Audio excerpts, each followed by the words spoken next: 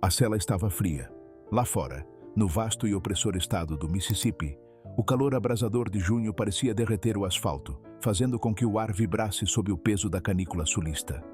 As cigarras cantavam seu som monótono e o sol caía a pino, pesando sobre cada alma que pisava aquele solo. Mas dentro dos muros de concreto e aço do corredor da morte, o tempo havia parado. Ali, em um universo paralelo de angústia suspensa, os segundos não fluíam, mas se arrastavam, cada um eco da eternidade. Em uma dessas celas, alheio ao calor sufocante do exterior, mas preso em seu próprio inferno pessoal, estava Richard Gerald Jordan. Ele tinha 78 anos, uma idade que para a maioria representa a tranquilidade do entardecer da vida, as memórias serenas de uma existência vivida. Mas para Jordan, era o peso acumulado de décadas de reclusão. Ele havia passado mais da metade de sua vida atrás das grades, um período que diminuía a liberdade que um dia conheceu. Sua pele, enrugada e manchada pelo tempo, e seu olhar, turvo pelo cansaço de uma existência interminável, eram o testemunho silencioso dos anos roubados, ou talvez dos anos pagos. E esse confinamento não foi um acidente. Não foi um capricho do destino, nem uma peça do acaso. Não. Foi o resultado inevitável de uma decisão. Uma escolha fria e definitiva tomada quase meio século antes. Um crime, um ato de violência que o perseguiu como uma sombra perpétua durante longos 47 anos.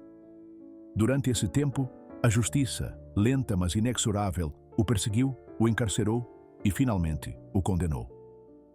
25 de junho de 2025. Essa era a data marcada no calendário, a linha final no avanço implacável do tempo. Nesse dia, o crime que cometera décadas antes, a decisão que selara seu destino, finalmente o alcançaria. Não haveria mais apelações, mais adiamentos, mais esperas. A máquina da pena capital, uma vez ativada, não se detém. Que pensamentos cruzariam a mente de um homem no entardecer de sua vida, enfrentando a última cobrança por pecados da juventude? O silêncio de sua cela era um prelúdio ao silêncio final, a culminação de uma jornada que começou com violência e terminaria com extinção. O relógio avança inexoravelmente rumo a 25 de junho de 2025. Richard Gerald Jordan se aproxima de sua hora final, um homem de 78 anos que viveu mais da metade da vida atrás das grades. Mas quem é realmente esse homem? Um assassino de aluguel sem alma, uma figura fria e calculista que executou um crime por encomenda sem um pingo de remorso? Ou um homem talvez preso em uma teia legal que se apertou ao seu redor, uma rede que, apesar de suas décadas de reclusão, nunca lhe ofereceu a promessa de redenção, nem a chance de escapar do próprio passado. Esta não é apenas a narrativa de mais uma execução nos anais do sistema prisional do Mississippi. É uma imersão profunda em uma história sobre o tempo, esse juiz implacável que dilui a memória, mas não apaga as consequências. É um exame cru da justiça, suas imperfeições, seus lentos porém seguros mecanismos, e a moralidade de suas decisões finais. É uma exploração do arrependimento, ou da ausência dele, em um homem que teve quase meio século para refletir sobre seus atos. E, fundamentalmente, é uma perturbadora crônica sobre como um crime cometido em 1976, na efervescência de outra época, em circunstâncias que ainda hoje levantam questionamentos, ainda tem um eco ressonante em 2025. Uma vibração que se estende da escuridão de um passado distante até o presente mais imediato, até a data exata de seu último suspiro. Prepare-se para adentrar um caso onde as sombras do passado se recusam a se dissipar, e onde a verdade, às vezes, é tão invasiva quanto a justiça. Estaremos diante de um ato final de retribuição merecida, ou testemunharemos um desfecho que deixa mais perguntas do que respostas sobre a alma humana e o propósito da punição. Hattiesburg, Mississippi. Janeiro de 1976. A cidade, como muitas outras no sul profundo dos Estados Unidos, despertava lentamente a cada manhã sob um véu de aparente calma. Eram dias que, em retrospecto, parecem mais simples, mais inocentes. As casas de madeira se erguiam orgulhosas, separadas por amplos jardins que convidavam à vida ao ar livre. Naquele tempo, as fechaduras nas portas eram, muitas vezes, pouco mais que um formalismo, um gesto de precaução, mais do que uma barreira intransponível contra o perigo. A confiança era a moeda corrente nas pequenas comunidades. Mas essa ilusão de segurança estava prestes a ser despedaçada, deixando uma ferida profunda na alma de Hattiesburg. Em uma dessas casas, envolta na tranquila dignidade de seu lar, vivia Edwina Marta, uma mulher de 37 anos. Empresária, com mente afiada para os negócios e, tragicamente, recém-viúva. Seu marido, um empreiteiro de sucesso, havia falecido recentemente, deixando-lhe uma considerável herança, um patrimônio que, sem saber, a tornaria um alvo, uma marca invisível nas costas da esposa. Edwina, alheia à escuridão que se aproximava, vivia com o peso do luto e a promessa de um futuro incerto, mas jamais com o temor de que sua riqueza a tornaria uma presa. No dia 12 de janeiro, uma manhã nublada e fria, a campainha tocou. Edwina, com a ingenuidade que a época permitia, abriu a porta para um homem desconhecido que, com um sorriso forçado e uma voz monótona, disse ter um pacote para ela. Uma mensagem, uma entrega, um pretexto tão simples quanto eficaz. Edwina, sem suspeitar da armadilha, deixou-o entrar, convidando, sem saber, a morte para dentro de sua própria casa. A porta se fechou atrás dele, selando o destino de uma vida. Edwina Marta não voltou a sair com vida. Sua casa, antes um santuário de paz, transformar-se-ia na cena de um crime que abalaria os alicerces da confiança comunitária. Aquele homem era Richard Jordan. Entrou naquela casa não com um pacote, mas com uma arma escondida e uma missão precisa: sequestrar Edwina para pedir resgate. A riqueza da viúva era o chamariz. A promessa de uma fortuna fácil o havia impulsionado a cruzar a linha da moralidade. Mas algo saiu terrivelmente errado. Os planos cuidadosamente traçados muitas vezes desmoronam diante do caos do confronto humano. Houve resistência? Um grito? Um erro fatal na execução do plano? Segundo os relatórios policiais e judiciais, a mulher foi retirada de sua casa e levada às profundezas da floresta Pine Belt, nos arredores da cidade. Um lugar de pinheiros imponentes e silêncio opressor. O cenário perfeito para que um crime desaparecesse sem deixar rastros, para que um corpo se perdesse para sempre. Ali, na solidão opressiva da natureza, sem testemunhas, sem possibilidade de fuga ou socorro, Richard Jordan disparou um único tiro na cabeça de Edwina. Um ato frio, definitivo, que pôs fim à vida de Edwina Marta e selou o destino de Richard Jordan. Depois, com brutalidade calculada, enterrou-a, acreditando que o segredo ficaria sepultado sob a terra. O desespero da família, a incerteza da polícia, a busca incessante, tudo se prolongou por dias que pareceram séculos. Mas o segredo de Richard Jordan não resistiu ao peso de sua própria consciência, ou talvez à pressão da investigação. O corpo de Edwina Marta foi encontrado, não por uma pista descoberta com engenhosidade forense, mas graças a uma confissão, a dele. Foi a voz de Jordan, quebrada ou resignada, que finalmente guiou as autoridades ao local do horror. Uma reviravolta macabra que selava não apenas a culpa do assassino, mas também a dura verdade do que havia acontecido naquele bosque idílico. O que o levou a confessar? Essa pergunta continuaria ecoando, mesmo décadas depois, enquanto Richard Jordan aguardava seu próprio fim. A descoberta do corpo de Edwina Marta e a confissão de Richard Gerald Jordan não apenas solucionaram um crime atroz, desencadearam uma onda de comoção que percorreu todo o estado do Mississippi. A pergunta instalou-se na mente de todos, um eco inquietante em cada conversa.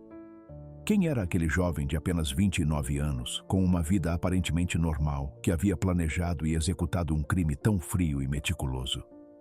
A imagem de um assassino implacável, oculto sob uma fachada de normalidade, era uma ideia aterrorizante. Richard Gerald Jordan não se encaixava no molde do criminoso comum ao qual a sociedade estava acostumada. Não era um delinquente reincidente com um histórico de violência. Ao contrário, era considerado inteligente, até com estudos universitários incompletos. Um sinal de promessa que havia sido interrompida. Não possuía antecedentes penais conhecidos, o que tornava sua participação em um sequestro e assassinato ainda mais desconcertante. O que realmente surpreendia os investigadores e o público era a frieza com que realizou o ato e a rapidez com que, por fim, confessou. Que tipo de mente operava com tal desapego? Sua explicação foi tão direta quanto perturbadora. Fez isso por dinheiro. Com uma simplicidade arrepiante, afirmou que alguém o havia pago para cometer o crime, uma encomenda macabra que o transformava em um executor contratado. Essa declaração abria a porta para uma rede criminosa mais ampla, a ideia de que Richard Jordan era apenas uma peça em um tabuleiro mais complexo. Mas apesar de suas afirmações, a verdade sobre um possível cúmplice nunca emergiu.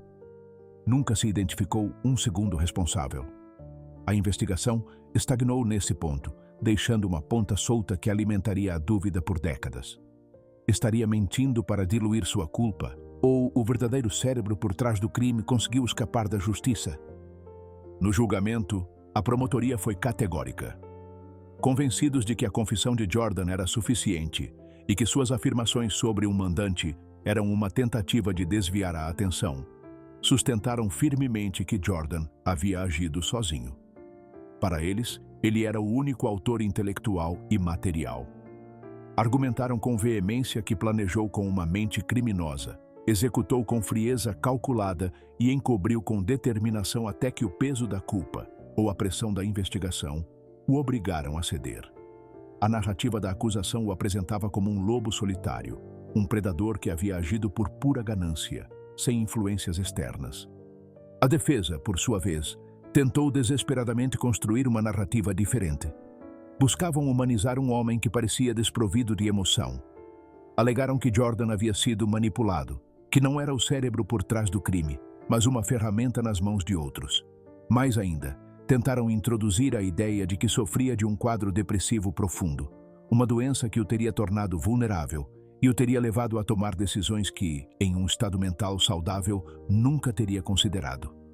Argumentavam que precisava de ajuda, não de uma injeção letal, que a prisão e o tratamento eram a resposta, não a morte. Era um clamor por compaixão, por ver além do ato e reconhecer a complexidade da mente humana. Mas a defesa não funcionou. A história de um homem solitário, motivado pelo dinheiro, e sua confissão guiando as autoridades até o corpo, pesaram mais. O veredito foi claro e contundente, culpado de assassinato capital. E com essa culpa, chegou a sentença mais severa que o Estado podia impor: a pena de morte. O júri e o juiz não viram um homem manipulado ou deprimido, mas sim um assassino. Um homem que merecia o castigo máximo. O destino de Richard Gerald Jordan foi selado naquele dia. Uma passagem sem volta para o corredor da morte, à espera de um fim que demoraria quase meio século para chegar. Foi essa uma justiça inflexível ou o eco de um enigma não resolvido? A pergunta continua flutuando no ar. O que se seguiu à condenação inicial de Richard Gerald Jordan foi uma saga judicial escrita com a tinta do tempo e da frustração, transformando-se em um dos casos mais longos e tortuosos da história judicial do Mississippi. Um labirinto legal que colocaria à prova a paciência do sistema, das famílias das vítimas e da própria sanidade mental do condenado. Richard Jordan foi sentenciado à morte pela primeira vez em 1976. Para muitos, a justiça havia sido feita. Mas essa primeira condenação, longe de ser o fim, foi apenas o início de uma odisseia legal. Em 1977, um ano após sua sentença, sua condenação foi anulada por erros no julgamento. Um alívio inesperado para Jordan, mas um golpe devastador para a família de Edwina Marta, que via como o encerramento do caso escapava de suas mãos. Que falhas processuais haviam sido tão graves a ponto de reverter uma sentença de morte? A esperança de uma justiça rápida se dissipou, mas o sistema não desistiu. Jordan voltou a julgamento. As provas, os testemunhos, a confissão, tudo foi revisto. E mais uma vez foi condenado à morte. Parecia que a roda da justiça havia girado a seu favor apenas para devolvê-lo ao mesmo ponto de partida. A pena capital, novamente, pendia sobre sua cabeça. E assim começou o ciclo. Voltou a apelar, e mais uma vez, o caso foi anulado. Outra vitória legal, outro revés para a promotoria, outra eternidade de espera para Jordan. Essa dança macabra entre condenações e anulações prolongou-se por mais de 4 décadas, transformando o caso de Richard Jordan em um símbolo da complexidade e, por vezes, da ineficiência do sistema judicial americano. 4 julgamentos, com diferentes júris, novas provas e velhos fantasmas. 6 sentenças, cada uma promessa de um fim que nunca chegava. E múltiplas apelações, tanto federais quanto estaduais, cada uma batalha legal travada nas cortes mais altas do país. Cada novo processo judicial, cada apelação, questionava diferentes aspectos que revelavam possíveis fissuras no mecanismo da justiça. Instrução inadequada ao júri. Erros nas orientações dadas aos jurados, que podiam influenciar indevidamente suas deliberações e o veredicto. Os jurados estavam plenamente cientes de todas as complexidades do caso ou de seus direitos e responsabilidades. Provas inadmissíveis. A inclusão ou exclusão de evidências que não cumpriam os rigorosos padrões legais, o que poderia ter distorcido o resultado do julgamento. Foi apresentada ao júri uma imagem completa e justa dos fatos? Defesas jurídicas deficientes. Alegações de que os advogados de defesa de Jordan não ofereceram uma defesa adequada e competente, um direito fundamental de qualquer acusado. Jordan teve uma real oportunidade de se defender ou foi vítima da ineficácia legal? Questões éticas sobre mantê-lo décadas esperando sem execução. Este ponto, o mais doloroso e filosófico, questionava a moralidade de manter um homem no corredor da morte por um período tão prolongado. É justo, é ético, submeter alguém à agonia de uma espera de 47 anos, vivendo dia após dia com a certeza de uma morte iminente? A própria espera se torna uma forma de tortura cruel e incomum? A história de Richard Jordan é um lembrete sombrio de que a justiça nem sempre é um caminho reto, mas frequentemente um percurso tortuoso, cheio de becos sem saída, erros e dilemas éticos. Seu caso transformou-se em símbolo dos desafios inerentes à pena de morte e à busca da verdade em um sistema imperfeito. E à medida que a data de sua execução se aproximava, a pergunta continuava no ar. Seria este, finalmente, o encerramento de um ciclo ou apenas mais um capítulo na eterna busca por uma justiça verdadeira? Fragmento simulado. Voz de especialista jurídico fictício. Este é um caso paradigmático. Não porque Jordan fosse inocente, mas porque o sistema tornou-se parte do castigo. Ele foi condenado tantas vezes quantos anos havia vivido, e a justiça virou um processo circular. O caso de Richard Gerald Jordan não é apenas um labirinto judicial. É uma história de resistência e, ao mesmo tempo, de devastação psicológica. Porque nenhum outro condenado à morte nos Estados Unidos havia passado tanto tempo esperando ser executado quanto Jordan. 58 anos. É um número que desafia a compreensão, um testemunho da lentidão do sistema e da crueldade inerente à espera no corredor da morte.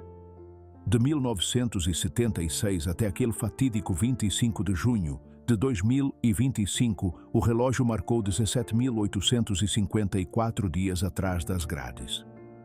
Mais da metade deles transcorridos em isolamento quase total, uma tortura silenciosa que corrói a alma. Imagine a solidão, o silêncio sufocante de uma cela de 2 por 3 metros, o mundo exterior reduzido a uma fresta na porta. O que faz uma mente humana durante quase 5 décadas de confinamento, sabendo que cada dia pode ser o último? Jordan foi uma testemunha muda da história que se desenrolava fora dos muros de sua prisão. Viveu a troca de séculos, a virada do milênio, como um espectro preso ao passado. Acompanhou a passagem de presidentes, vendo desfilar líderes e administrações sem que seu destino mudasse.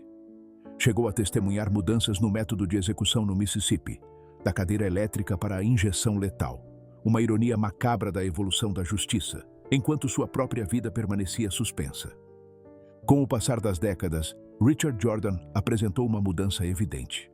O homem que fora o enigmático assassino, ou o manipulado, transformou-se em um idoso cansado. Em 2012, um giro surpreendente. Escreveu uma carta pedindo que sua sentença fosse finalmente cumprida. "Estou cansado", declarou com uma clareza desarmante. "Não temo mais a morte." Essa confissão de exaustão, não de culpa, revelava o profundo desespero de um homem que preferia o fim à tortura da espera. Seria uma rendição final ou um ato de desafio? Ainda assim, apesar de seu desejo, os recursos legais continuaram por inércia. O sistema, em sua complexidade, às vezes move-se por protocolos mais do que pela vontade do indivíduo. Os advogados, comprometidos com a defesa dos direitos, continuavam explorando cada brecha, prolongando a agonia de Jordan, mesmo contra sua vontade. Um criminologista fictício, cuja voz ressoa com a experiência de ter estudado inúmeros casos como o de Jordan, oferece uma perspectiva arrepiante. O desgaste psicológico em casos como o de Jordan é profundo. Viver sob condenação sem saber quando se morrerá, com a espada de Damocles sempre sobre sua cabeça, produz efeitos semelhantes à tortura prolongada. É uma erosão constante da mente e do espírito. A esperança torna-se um fardo e a incerteza o pior dos castigos. Jordan foi um espectador forçado da dança macabra do corredor da morte. Foi testemunha da entrada e saída de outros condenados, alguns executados em questão de meses ou poucos anos, com destino cumprido rapidamente. Outros, com reviravoltas inesperadas, foram libertados por inocência, absolvidos por novas provas ou por erros judiciais. Mas ele permaneceu lá, sempre ali. Uma âncora imóvel no fluxo constante de vidas que passavam por aquele corredor. Um fantasma de uma justiça interminável, esperando um fim que demorou quase meio século para chegar. Sua história é um lembrete arrepiante dos custos humanos, não apenas do crime, mas da justiça que se prolonga indefinidamente. O calendário marcava 25 de junho de 2025, uma data que havia sido gravada a ferro na mente de Richard Gerald Jordan e nos registros do estado do Mississippi. Naquele dia, o fim inevitável de uma era de litígios intermináveis e esperas angustiantes tornava-se dolorosamente real. O estado do Mississippi confirmou, com a frieza de um anúncio oficial, que todos os recursos haviam sido esgotados. Cada brecha legal, cada possível via de escape, havia se fechado. Não havia mais manobras, nem mais adiamentos. O tempo, finalmente, havia alcançado Richard Jordan. A Suprema Corte dos Estados Unidos, a última instância de esperança para tantos condenados à morte, recusou-se a revisar seu caso. Com essa decisão, a porta para qualquer intervenção federal foi definitivamente trancada, como um estrondo que sela um destino. E então, o último recurso de misericórdia, o apelo final por clemência. Mas o governador do Mississippi não concedeu clemência. A assinatura naquele documento, ou a ausência dela, foi o último prego no caixão de Richard Jordan. A política, a lei e a retribuição haviam se alinhado para garantir que a sentença fosse executada. Às 18 horas, o horário designado para sua última caminhada, Richard Jordan seria conduzido à sala de execução na penitenciária estadual de Parchman. Parchman. Um nome que evoca imagens das plantações do sul e de um passado sombrio, uma penitenciária envolta em lendas e horrores. Dentro de seus muros, a sala de execução aguardava, um espaço estéril projetado para a finalização, para o silêncio definitivo. Imagine o peso desses momentos. Os passos de Jordan ecoando pelos corredores, cada um eco dos 17.854 dias que passou encarcerado. A respiração contida dos guardas, o pulso acelerado dos que o acompanhavam nessa jornada sem retorno.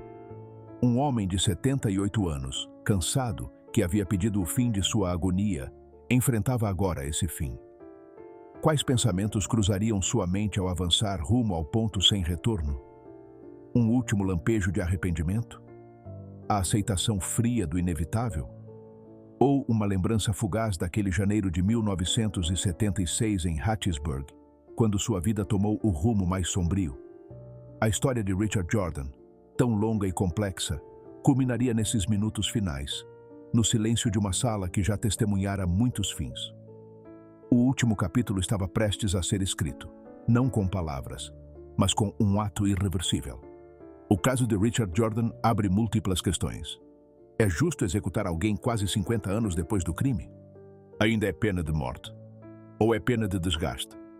A sociedade se beneficia em manter viva uma pessoa por meio século apenas para matá-la?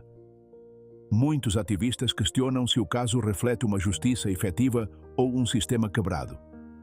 Trecho simulado de voz de uma advogada de direitos civis. O problema não é se ele merecia morrer, é que o processo foi tão longo que já não parecia justiça, e sim uma vingança sem fim. Richard Jordan morrerá aos 78 anos. Viveu mais anos preso do que em liberdade. Assassinou uma mulher que confiava nele. E por isso, o Estado decidiu que ele deveria morrer. Quase meio século depois. Não foi executado por quem era em 2025, mas pelo que fez em 1976. Esse é o dilema da pena de morte. Ela não mata o assassino daquela época, e sim o idoso que restou. Serviu para alguma coisa?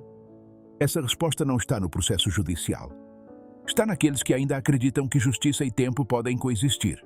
Ou naqueles que, como Edwina Marta, nunca puderam voltar para casa.